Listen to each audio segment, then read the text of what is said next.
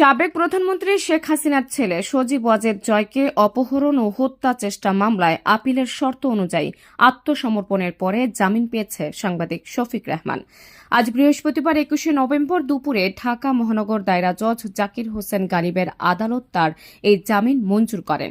একই সাথে এদিন তার পক্ষে খালাস চেয়ে আবেদন করেন তার আইনজীবীরা। এর আগে সকাল 9:30টায় আত্মসমর্পণ করতে আদালতে আসেন শফিক রেহমান। পরে সকাল 10:30টায় শুরু হয় শুনানি। মন্ত্রণালয় সাজা স্থগিত করেছে, আমরা আপিল করার শর্তে এবং এইখানে সারেন্ডার করে জামিন নেওয়ার নির্দেশনা ছিল। সারেন্ডার করে জামিনের প্রার্থনা করেছি, জামিন মঞ্জুর করেছে এবং আপিল করেছি যাতে যেই সাজার আদেশ অর্থাৎ কনভিকশন এবং সেন্টেন্স দেওয়া হয়েছিল সেটা বেআইনি, সেই বেআইনি ঘোষণার জন্য এই আপিল। ডেটটা দেয়নি শুনানির, আমরা পরবর্তীতে পাবো, আপনাদেরকে জানিয়ে বলছি। আইনমন্ত্রী হিসেবে খুঁজে দেখুন যে কীভাবে যেদিন হাতছাড়া হয়ে গিয়েছিল আমার, ঠিক সেইভাবে যেন আমার হাতে ফিরিয়ে দেওয়া হয় এই অনুরোধ আসিফ নজরুল করছি। তাহলে আসিফ নজরুলকে আমি 101 নম্বর দেবো এবং আপনারা সবাইকে আবার চুমু ভালোবাসা ধন্যবাদ।